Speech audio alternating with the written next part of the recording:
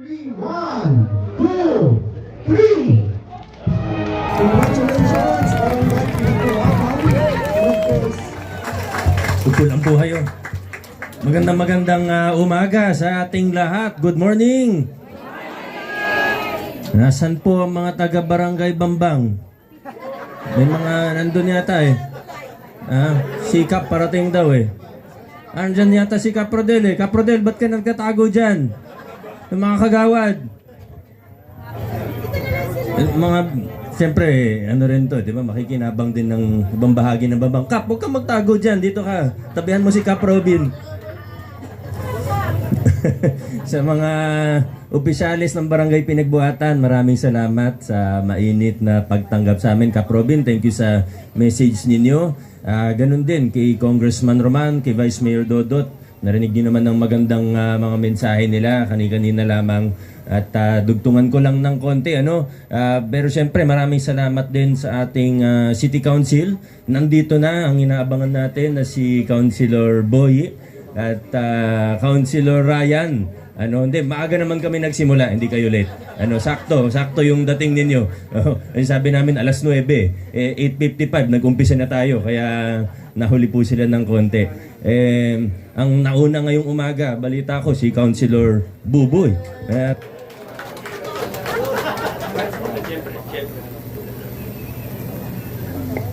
Hello. Ba't niyo ko pinapatayan ng nakakalabit ko lang. Siyempre hindi mawawala si Councilor Angelo, At meron tayong dalawang konsehal na nakalib, di ba? Mga tao lang din naman ang mga opisyalis niyo, nagdi-live din paminsan-minsan. Kaya si Councilor Warren at Councilor Maro, they send their greetings from Japan. Hindi ko alam kung nasa Japan, invento ko lang 'yun. Pero basta pinaparating nila ang kanilang pagbati sa inyo. Ngayon po sa mga opisyalis ng ating hindi ko na napindot yun Okay.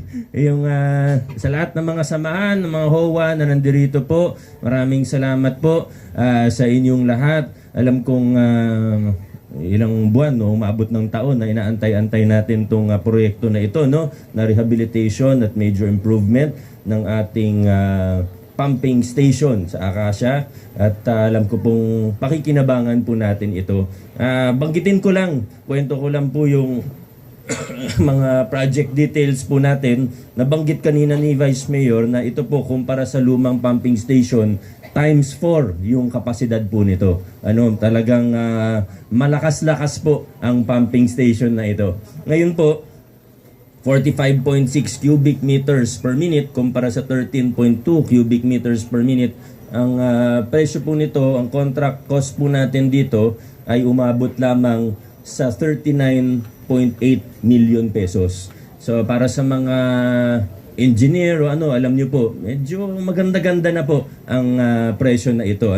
Maganda-ganda na po ito. Pero sa totoo, itong revised, yung contract amount natin, baka yung masingil ng contractor, baka mas mababa po doon dahil meron pong damages na iaawas po dito. May babayaran po siyang liquidated damages. Dahil pag merong mga delay, pag merong hindi tama dun sa gawa, ganun po talaga. Sinasanay po natin, hindi lang ang lokal na pamahalaan, kundi pati yung mga kontratista, pati yung mga end users natin, ay sinasanay na natin dun sa mga tamang proseso. Alam niyo sa umpisa talagang napakahirap po kasi ito pong mga binabasag nating kalakaran, hindi lang naman sa Pasig. Sa buong Pilipinas yan, talagang nasanay yung iba na hindi, pwede nang pag-usapan yan. Hindi, na yan. Sige, okay lang. I-shortcut na lang natin. Pero tayo po sa ating lokal na pamahalaan, gusto natin maayos. Gusto natin na nasa tama ang proseso natin. Dahil kung maayos at tama po ang ginagawa natin, mga proseso natin, lahat ng ginagawa natin, ang pag-gobyerno natin, hanggang sa pagpaplano, sa construction, implementasyon, at lahat pa po ng ginagawa natin, ay makakasiguro tayo na sa hinaharap, paganda ng paganda yung ginagawa natin. Kung mag-shortcut tayo ngayong 2025, 2026, di ibig sabihin, sa susunod, yung mga problema, paulit-ulit. Ganun pa rin at ganun ang mangyayari sa atin. Kaya ito, sigurado naman ako may dahilan yung contractor. Hindi ko naman po sila hinuhusgahan. Pero at face value po tayo. Kung ano yung nakita natin, kung may delay, pasensyahan na lang po tayo. Magde-penalty po talaga sila. Magbabayad talaga ng liquidated damages. Kaya hindi ko pa po nakita yung final amount, pero aabot po ng ilang milyon yung damages po na yun. So kung dapat 39 million yan, mas mababa pa po.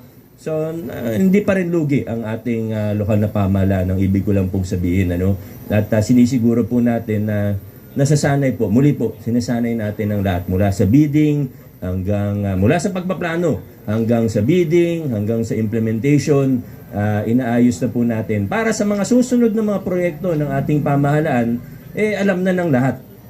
Mula sa engineering department, hanggang sa kontratista, hanggang sa city council, hanggang sa mga residente, mas naiintindihan na po natin na ganito dapat maayos tayo. At yan po ang inaano natin. Long term tayo nag-iisip. Ngayon naman po itong sa pumping station natin dito, tama po yung sinasabi ni Congressman Roman kanina. Alam ko naman po, alam nyo rin naman yun. Pero ganyan nga po, minsan nasa gitna tayo eh. Pag may problema mula Laguna de Bay hanggang Manila Bay, talagang nasa gitna tayo. Minsan, ganun talaga, nasa gitna eh. Pag mataas ang level ng mga sapa,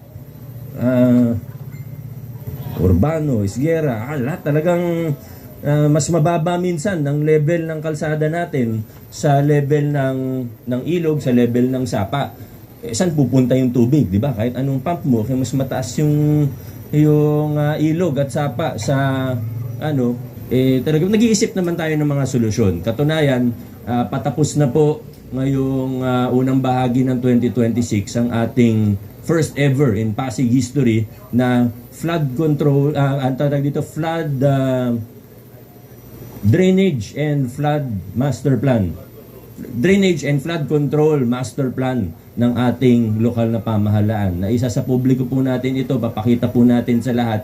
At nandito po yung mga short-term, medium-term, and long-term solutions. Kaya po matagal gawin tong master plan na ito dahil bukod sa simpleng pagpaplano, talagang in-evaluate lahat ng mga current na drainage, pumping station, revetment wall, at iba pa. At nagsukat din po tayo. Tiningnan natin yung leveling para yung mga lumang problema, yung mga nangyayari noon na magkatabing HOA, gagawan ng drainage, may project parehong HOA, pero mali yung level, mas mataas yung isa, pero dapat pababa yung tubig, pero dahil mas mataas yung sa tabi, hindi nagkakaroon ng sanga-sanga na yung problema.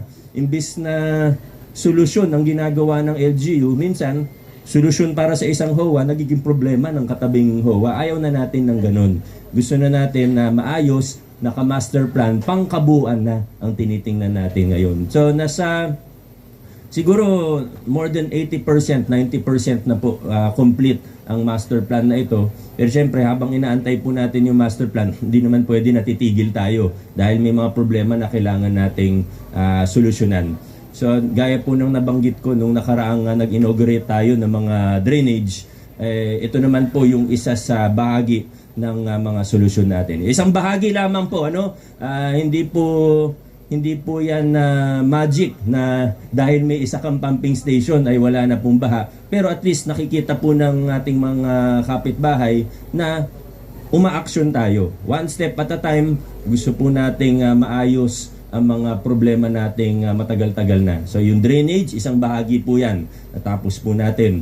Yung pumping station, isang parte din po ng solusyon natin. Yung gagawin po sa ilog at sa sapa, isang parte rin po yan sa solusyon. At yung master plan po, isang bahagi na naman po yan sa solusyon natin. Kaya muli po kaming hihingi ng inyong patuloy na kooperasyon at tulong para maisakatuparan po yung mga pinaplano nating maganda para sa ating lungsod. Gaya naman ang sabi ni Vice Mayor Dodot kanina, talagang kailangan bayanihan na mula sa bata hanggang sa matanda nagtutulungan tayo yung mga Pag sinabi nating dating gawi o lumang kalakaran, hindi lang yan sa gobyerno na dapat itigil natin yung mga ganung dating gawi at lumang kalakaran hanggang sa maliliit na bagay gaya ng pag abot ng 5 o 10 piso sa bata para magtapon ng basura sa hindi tama, kasama po yan sa nilalabanan po natin. At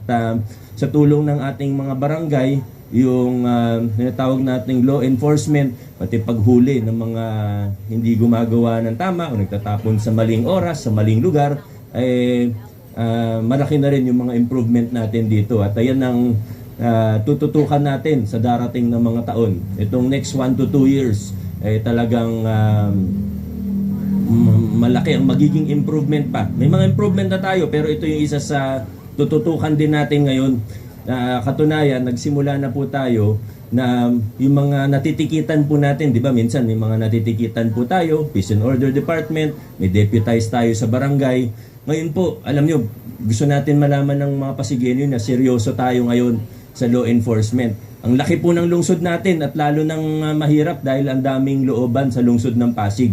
Hindi naman talaga mababantayan 24 hours ang lahat-lahat ng lugar. Pero para malaman ng tao na seryoso tayo dito at gusto nating maging disiplinado palalo ang ating mga kababayan, ang ginagawa po natin ngayon, pag hindi pinansin yung ticket, kinakasuhan natin sa Metropolitan Trial Court. Para kasi minsan, di ba, natikitan, sabihin, kahit yung sa smoking, di ba, natikitan, hindi papansinin yung ticket. Ngayon po, 2025, nasa 200 po yung nakasuhan natin sa MTC. Hindi sinetel yung ticket. Ito yung karamihan dito, yung mga anti-smoking, littering. Pag hindi sinetel yung fine, hindi nagbayad, kinakasuhan natin sa MTC. Para talagang seryosohin. At sana dahil dito ay magtanda po tayo, ano? Kaya para sa kaalaman po ito ng lahat, ano, para hindi na rin po mangyari sa atin, simple na naman po, susunod lang naman po tayo, hindi naman tayo matitikitan kung sumusunod tayo sa ating mga batas. So yan po, ang ilan sa mga hakbang natin. Tuloy-tuloy po tayo naghahanap ng solusyon, gumagawa ng solusyon para sa ating lokal na pamahalaan. Aasahan po namin ng inyong patuloy na suporta at pakikisa. Maraming salamat. God bless. Congratulations sa ating lahat. Maraming salamat po, Mayor Vico Soto. Inaaniyahan po natin ang ating